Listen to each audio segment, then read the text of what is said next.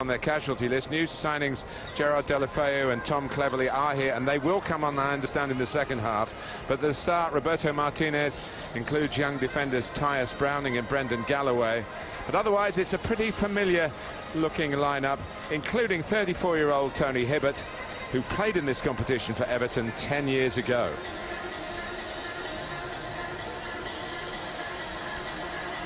Stoke City include a new striker in the German-born Spaniard Joselu, and with Asmir Begovic and Thomas Sorensen departed, both goalkeepers of course. Jack Butland has only arrived out here today and not considered.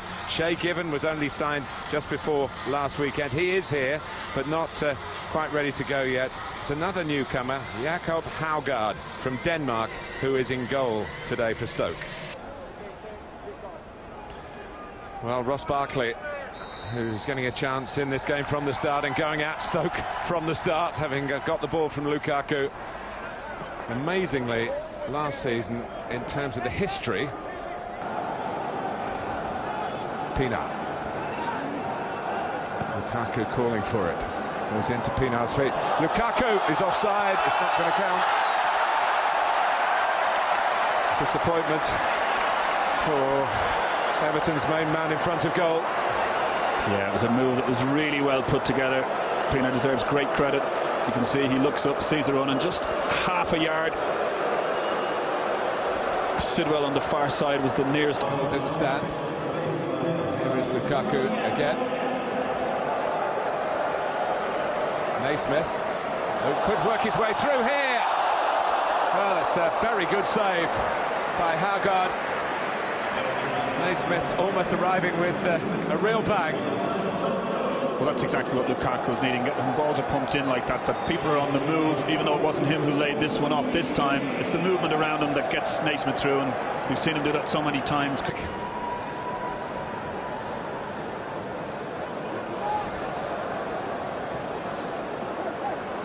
Here is Stephen Ireland. Hasn't played for the Republic, his country, for a long time. Odin Wingy. And Stephen Ireland thought when he got there, he must have thought he'd scored, and well kept out Tim Howard.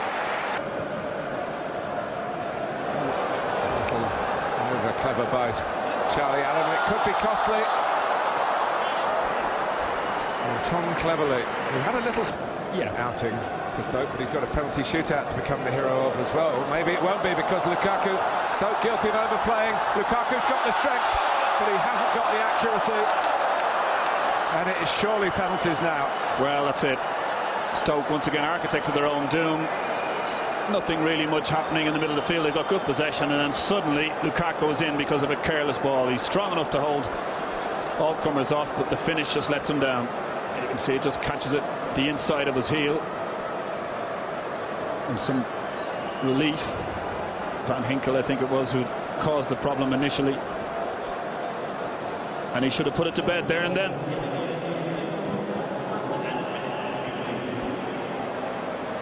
Well, there are going to be no gimmies between these two teams. Oh, he could be in again. Goalkeeper hesitates.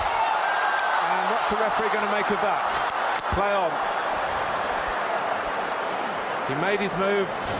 Haugaard, the win at Swindon on Saturday, could have had a couple here in the last 5 minutes. Yeah, but Haugaard was up to it, and we were just talking moments earlier how well he's done. I think it would have been a shame for him had he not kept a clean sheet, and he has. Go to penalties. Clean sheets for both goalkeepers. Chances. Lukaku had one disallowed, of course, in the first half as well. But after 90 minutes that strained the sinews and got the fitness levels a little further forward. So Charlie Adam, once of Liverpool, against Tim Howard, definitely of Everton. And Adam picked his spot and found it.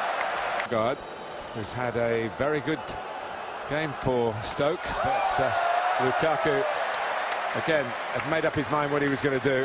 Just lacked fitness for a long period, and Stoke had given him the chance to play some regular football. Here he goes from the spot, and it's saved. He hammered it, and Howard got in the way of it, kept it out, made the save, whichever way you want to interpret it, and a good run for Everton. Yeah, he first of all looks up to see if the goalkeeper moves, and he stood his ground very well Tim Howard before he guessed, and it's more than a guess. His part of the bargain done. Tom Cleverley. Yes. Anxious and confident all in one. Stoke City not always successfully, but he scores this one in the Asia Trophy. Stepping up for Everton then. England defender John Stones, and talk about cool, calm and collected. Yeah. And he usually gives the ball a fair thump when he's shooting from his right back position. He gives it a fair old thump there. The job's still not done for Everton. A little wearily.